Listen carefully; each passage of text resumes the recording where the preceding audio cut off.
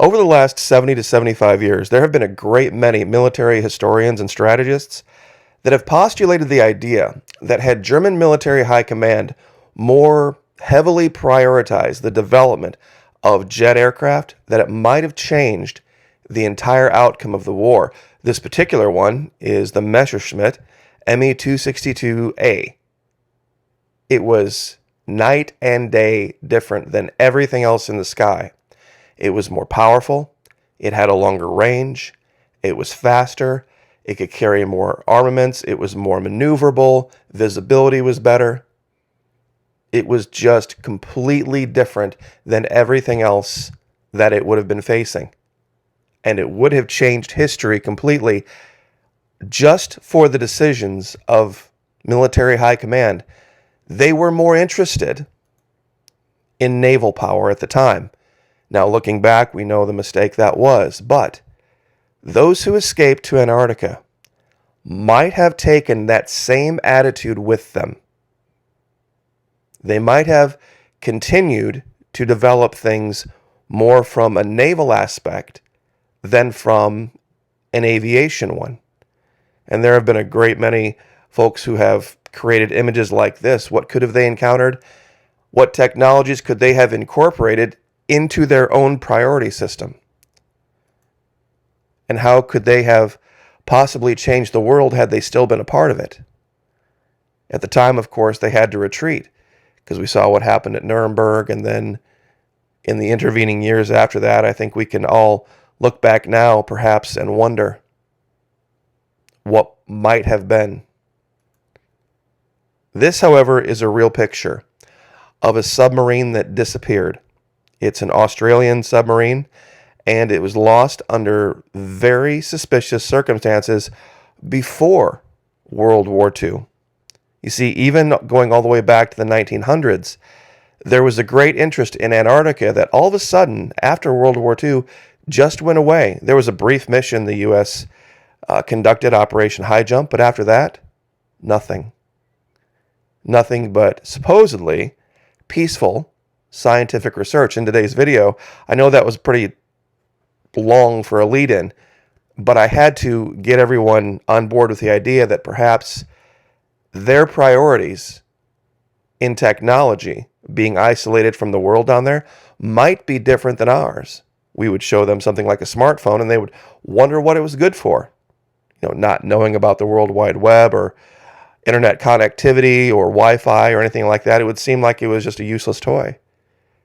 And so some of the things that we might seem useless to us, but to them, it might be the height of what they've been able to achieve on their own.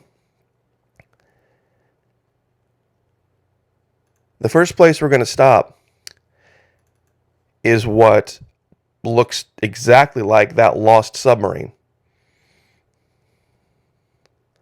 I found this about 4 years ago, and the measurements are almost exactly right. It's kind of nestled up against this large iceberg. And you can kind of see it here. Let's see if I can draw something around it. This is the bow up here. Let's see if we can clear this out and do this properly. Here's the bow. And it goes all the way back to here. And this would be the stern.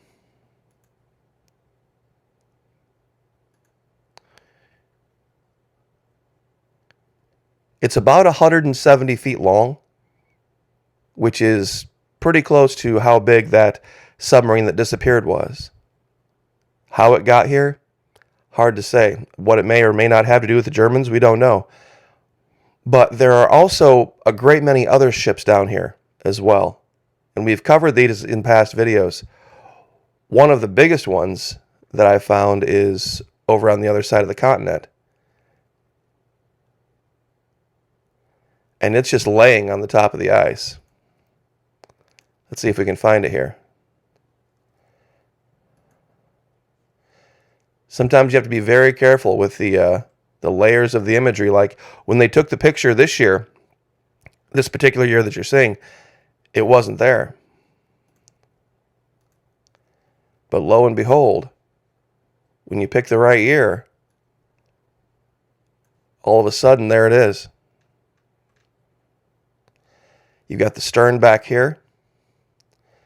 You've got what looks like the conning tower. Or not the conning tower, that would be, of course, for a submarine. I'm not sure what they call it on an aircraft carrier. The tower where they control the aircraft. This would be what's left of the bow up here.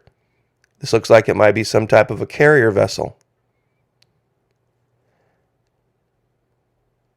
Let's measure this real quick before we look at the next one.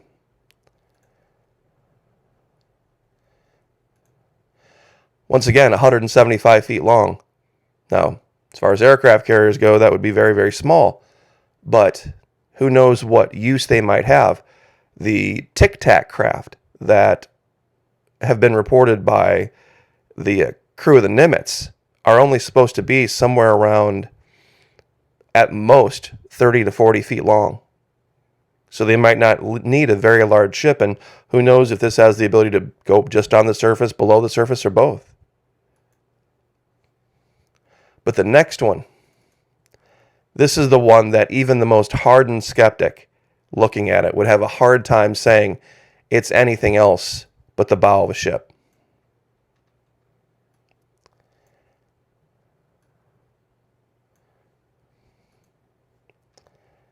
It's hidden on the side of a mountain here.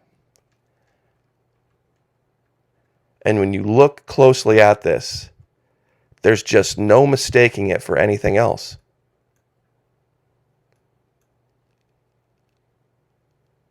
Look how perfectly shaped this bow is.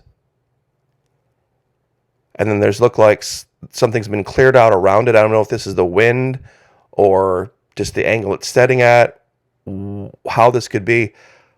But this perfect angle down here from where the bow breaker would be, up to here, up to here. This is a ship.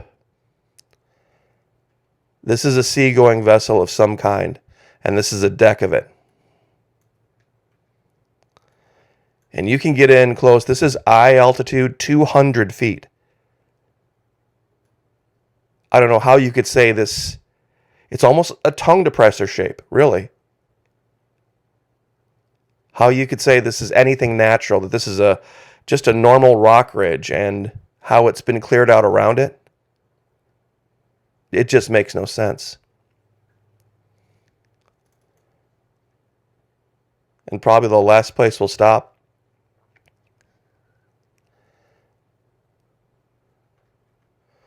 will be over here. And this is a fleet of 4 different vessels.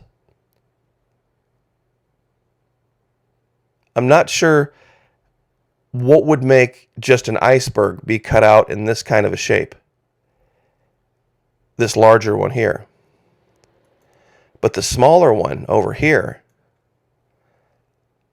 I mean, when you look at how ships were built and how ships were designed, you can see all sorts of things on the deck, attached to the deck,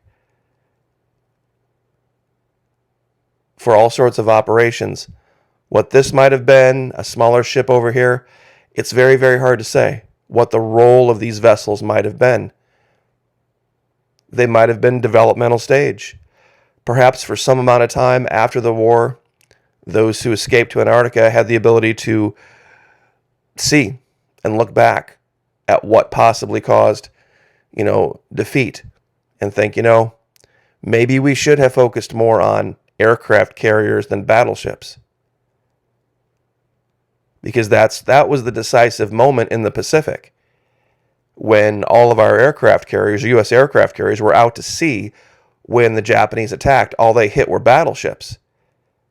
And even they knew at that time they goofed. Because without the air power that we had, that's what won the war in the Pacific. We just had more aircraft carriers. Battleships played very little or no role.